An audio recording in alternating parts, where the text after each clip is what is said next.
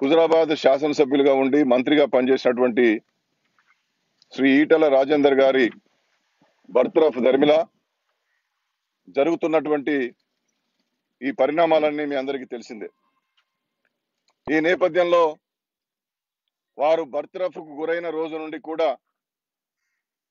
ఈ పార్టీలో 19 సంవత్సరాలు అనేకమైనటువంటి పదవులు అనుభవించి ఉద్యమ నాయకుడిగా, ప్రతిపక్ష నాయకుడిగా, జిల్లా అధ్యక్షుడిగా, ఎమ్మెల్యే 6 సార్లుగా, 2 సార్లు మంత్రిగా తెరాస పార్టీ వారికి అద్భుతమైనటువంటి అవకాశాలు ఇచ్చినప్పటికీ శ్రీ రాజేందర్ గారు వారు చేసుకున్నటువంటి కార్యక్రమంలో వారే పడి ఇవాళ కన్నతల్లి లాంటి పార్టీని విమర్శిస్తున్నటువంటి వాతావరణాన్ని మనం గమనిస్తున్నాం. ఆయన బర్త్రఫ్ కు ఎందుకు అయ్యాడో మనందరికీ తెలిసిందే, రాష్ట్ర ప్రజలందరికీ తెలిసిందే. కానీ తాను సచ్చీలుడుగా ఏమీ తప్పులు చేయనట్టుగా వారు మాట్లాడుతున్నటువంటి మాటలు, వారు చేస్తున్నటువంటి వ్యాఖ్యలు తీవ్ర విఘాతాన్ని కలిగిస్తున్నాయి. పక్కన రా, కూర్చో, పక్కన జడ్పీటీసీ గారు కూర్చో, జడ్పీటీసీ గారు ఇటు కూర్చోండి.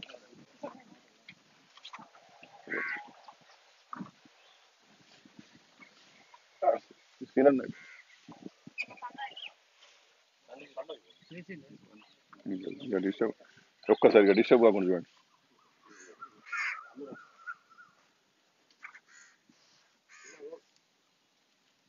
మేము శ్రీ రాజేందర్ గారిని విమర్శించడానికో లేకపోతే రాజేందర్ గారి మీద అనుచిత వ్యాఖ్యలు చేయడానికి ఇవాళ హుజరాబాద్ లో మేము ఈ కార్యక్రమాన్ని ఏర్పాటు చేయలేం. కన్న తల్లి లాంటి పార్టీని, మనల్ని ఇంత గొప్పగా ఎదిగించినటువంటి, రాష్ట్రాన్ని తెచ్చినటువంటి, ఈ రాష్ట్రాన్ని 7 ఏళ్లలోనే దేశం పోయే విధంగా గొప్పగా తీర్చిదిద్దుతున్నటువంటి ముఖ్యమంత్రి గారి మీద వారు చేస్తున్నటువంటి వ్యాఖ్యలను ఖండించడానికి ఈ గౌరవ పత్రికా విలేకరుల సమావేశం ఏర్పాటు చేశామనేటువంటిది మీకు మనవి చేస్తున్నాం. మీ వ్యక్తిగత జీవితంలోకి మేము బోదలుచుకోలే. మీరు సచ్చీలుడని చెప్తున్నారు. మీరు కడిగిన ముత్యంలా మీ సచ్చీలతను బయట పెట్టుకోండి, మాకు అభ్యంతరం లేదు. కానీ ఇవాళ మీరు అంటున్నారు మీ మీద ఈ రాష్ట్ర ప్రభుత్వం కుట్ర చేసిందని చెప్పి. మిమ్మల్ని పథకం ప్రకారం, పన్నాగం ప్రకారం మీ మీద చర్యలు తీసుకున్నదని చెప్పి ఇవాళ అధినేత పైననే మీరు అనేకమైనటువంటి వ్యాఖ్యలు చేస్తా ఉన్నారు.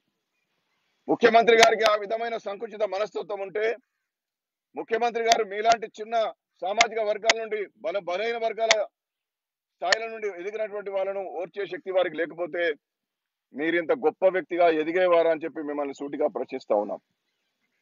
మీరు సంపాదించుకున్నటువంటి ఆస్తులకు, బడుగుల భూములను ఆక్రమించుకున్నటువంటి పరిస్థితుల్లో ప్రభుత్వం మీద చర్యలు తీసుకుంటే దీంట్లో బీసీ కోణం ఎక్కడ దాగి ఉన్నదని చెప్పి మిమ్మల్ని మేము సూటిగా ప్రశ్నిస్తా ఉన్నాం. మీ ఆస్తులు సంపాదించుకోవడానికి, 1000 కోట్లు పోగు చేసుకోవడానికి, 1000 కోట్ల వ్యాపారాలు చేసుకోవడానికి మీకు స్వేచ్ఛ ఉండవచ్చు. కానీ ఇవాళ ప్రభుత్వం తీసుకున్నటువంటి చర్యల్లో ఎక్కడ పొరపాటు ఉందో, ఎక్కడ పన్నాగం ఉందో, ఎక్కడ పథకం ప్రకారం చర్యలు తీసుకున్నారో మీరు చెప్పడంలో ఇప్పటికి కూడా వైఫల్యం చెందారనే విషయాన్ని మీకు మనవి చేస్తా ఉన్నాను. ఇది తప్పు కాదా? ఇది కృతజ్ఞత రాహిత్యం కాదా?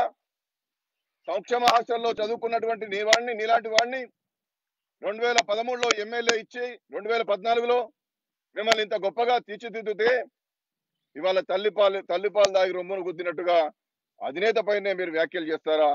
చూస్తూ ఊరుకోమని హెచ్చరించడానికి మాత్రమే ఈ యొక్క కార్యక్రమాన్ని ఏర్పాటు చేశామని మనం చేస్తా ఉన్నాం. మరీ ముఖ్యంగా ఆత్మగౌరవం గురించి మాట్లాడుతున్నారు, ఆత్మాభిమానం గురించి మాట్లాడుతూ ఉన్నారు. మీ ఆత్మాభిమానం ఎక్కడ దెబ్బతిన్నది, మీ ఆత్మగౌరవం ఎక్కడ దెబ్బతిన్నదో చెప్పాలని చెప్పి మిమ్మల్ని సూటిగా ప్రశ్నిస్తా ఉన్నాం. మీరు సంపాదించుకున్నటువంటి ఆస్తుల్లో, మీరు కబ్జా పెట్టినటువంటి భూముల విషయంలో మంత్రిగా ఉండి తప్పు చేస్తే చర్యలు తీసుకుంటే అక్కడ ఆత్మగౌరవం ఎక్కడ దెబ్బతిన్నదో మీరు సమాధానం చెప్పాలని చెప్పి మిమ్మల్ని సూటిగా ప్రశ్నిస్తా ఉన్నాను. మీరు అనేక వేదికలెక్కి, బడుగు బలహీన వర్గాల కుల సంఘాల వేదికలెక్కి మీరు మాట్లాడినటువంటి ఆ వైఖరిని చూసి మాలాంటి వాళ్ళం కూడా అరే రాజేందర్ గారు ఎంతో గొప్ప సామాజిక న్యాయ స్ఫూర్తి ప్రదాత అని చెప్పి మేము అనుకున్నాం. బడుగులకు బలమైనటువంటి నాయకుడు అని చెప్పి మిమ్మల్ని భావించాం. మీరేమో ఆ బడుగుల భూములను లాక్కునేటటువంటి ప్రయత్నం చేశారు. మీరే స్పష్టంగా చెప్పారు 25 ఎకరాలు నా ఆధీనంలో ఉందని చెప్పి. ప్రభుత్వానికి వీళ్ళ చేత ఈ భూములను స్వాధీనం చేయించి ఆ భూములను కేటాయింపజేసుకోవడానికి ప్రయత్నం చేసినారని చెప్పి మీరే విలేకరుల సమావేశంలో చెప్పారు. మిమ్మల్ని మేమేం విమర్శించడం లేదు. మీరు బడుగుల నాయకులైతే, మీరు బలహీన వర్గాల పక్షపాత అయితే, ఆ వర్గాలకు సంబంధించినటువంటి ఆ భూములలో, ప్రభుత్వం ఇచ్చినటువంటి భూములలో వారికి ప్రభుత్వం అమలు చేస్తున్నటువంటి అనేకమైనటువంటి సంక్షేమ కార్యక్రమాలు అమలు చేయించి, బోర్లు ప్రభుత్వం ఉచితంగా ఇస్తూ ఉన్నది, బిందు సేద్యానికి అనేకమైనటువంటి సబ్సిడీలు ఇస్తూ ఉన్నది. నగరానికి దగ్గరలో ఉన్నాయి భూములు కాబట్టి వాళ్ళ జీవితాలలో వెలుగు ప్రసరింపజేయడానికి అనేకమైనటువంటి పథకాలు వాళ్ళకు అందుబాటులోకి తీసుకొచ్చి వాళ్ళ జీవితాల్లో మార్పు తీసుకురావాల్సినటువంటి అవసరం ఉండే.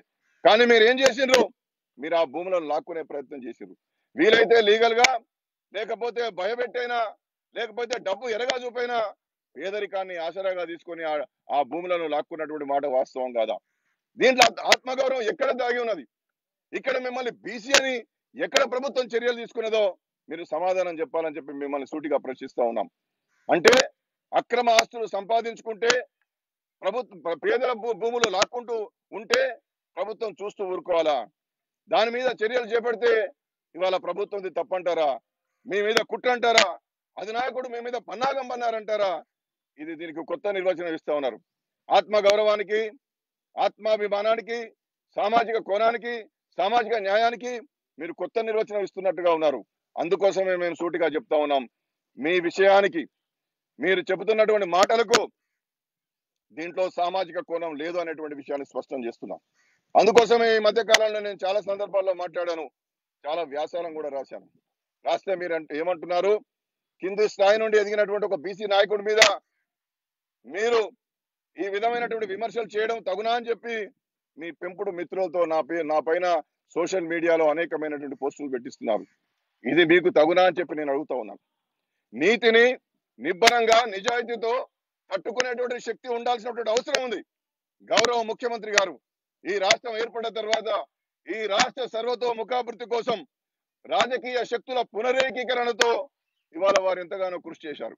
గతంలో ఉద్యమం జరుగుతున్నప్పుడు అనేక మంది అనేక తీర్లుగా అనేక విమర్శలు చేసినా, వ్యక్తిగతమైనటువంటి విమర్శలు చేసినా వాటినన్నింటినీ కూడా పక్కన పెట్టి ఈ రాష్ట్ర సమగ్రాభివృద్ధి కోసం అందరం కలిసి చేద్దామని చెప్పి వివిధ రాజకీయ పార్టీలో ఉన్నటువంటి వాళ్ళం కూడా ఈ పార్టీలోకి స్వాగతం పలికి ఉన్నతమైనటువంటి అవకాశం ఇచ్చినటువంటి వాడు దార్శనికుడు గౌరవ ముఖ్యమంత్రి గారు.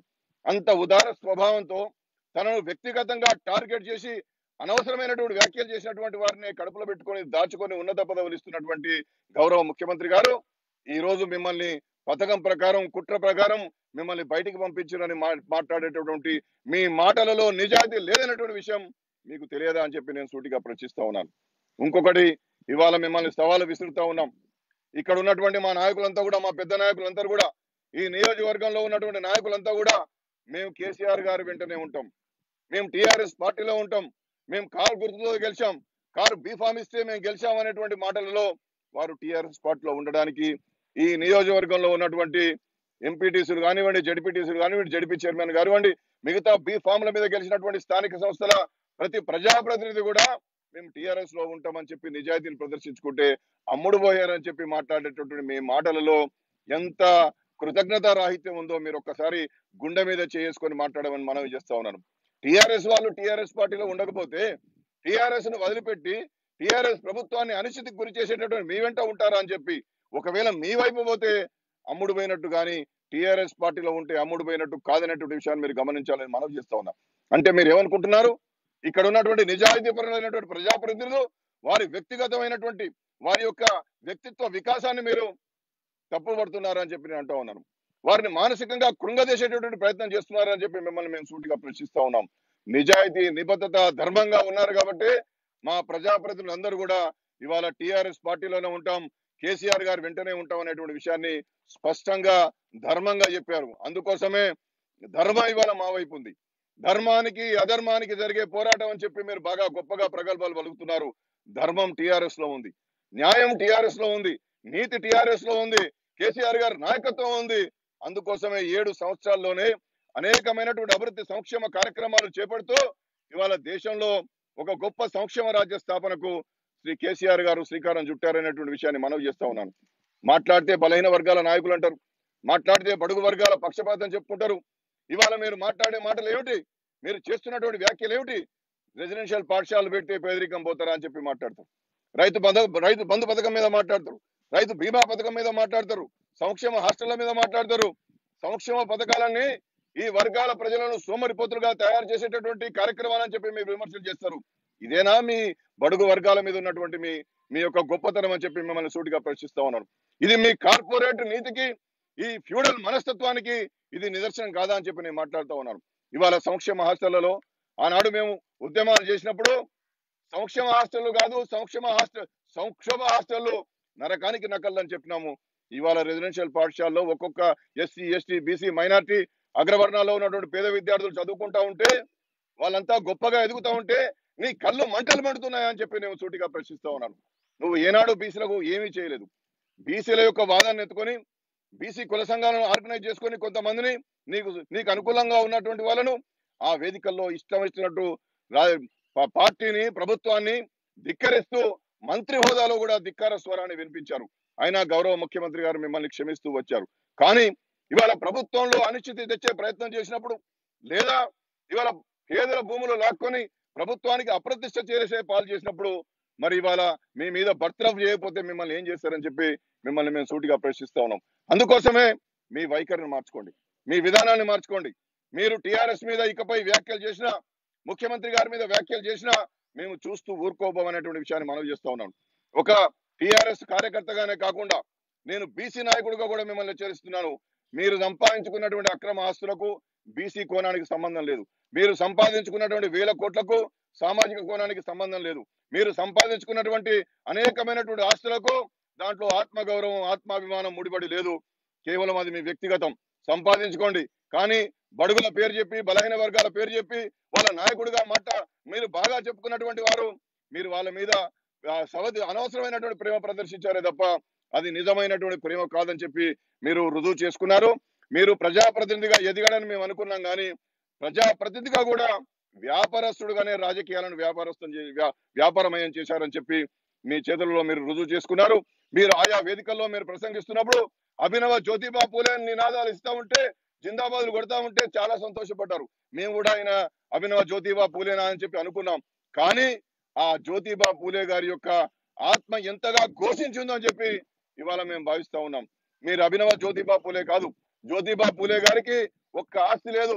బతుకున్నంత కాలం పేదల కోసం బతికిండు, బతుకున్నంత కాలం సమాజంలో సంస్కరణలు తీసుకురావాలని బతికిండు. కానీ మీరు బతుకుతున్నది ఆస్తుల కోసం. మీరు కాల్ చేస్తున్న ఈ భూములు, మీరు సంక్షేమ హాస్టల్లో ఉన్నటువంటి మీరు ఇవాళ అక్రమంగా ఆస్తులు సంపాదించుకోకపోతే ఇంత గొప్పగా ఎట్లా ఎదుగుతారని చెప్పి మేము సూటిగా ప్రశ్నిస్తా ఉన్నాం. ఒక్కదానికి మీ దగ్గర సమాధానం లేదు, మీ దగ్గర సమాధానం లేదు. కానీ ఇవాళ అధినేత ఏదో కుట్రలు చేసిండు, కుతంత్రాలు చేసిండ్రు, పార్టీలో పన్నాగం చేసిండ్రు అనేటువంటి తప్పుడు మాటలు మాట్లాడుతూ సమాజాన్ని తప్పుదోవ పెట్టించే ప్రయత్నం చేస్తా ఉన్నారు. మేము ఇకపై ఏమాత్రం మిమ్మల్ని క్షమించాం. మా అందరి నాయకుల యొక్క నాయకత్వంలో రానున్నటువంటి రోజుల్లో కూడా తెరాస ఒక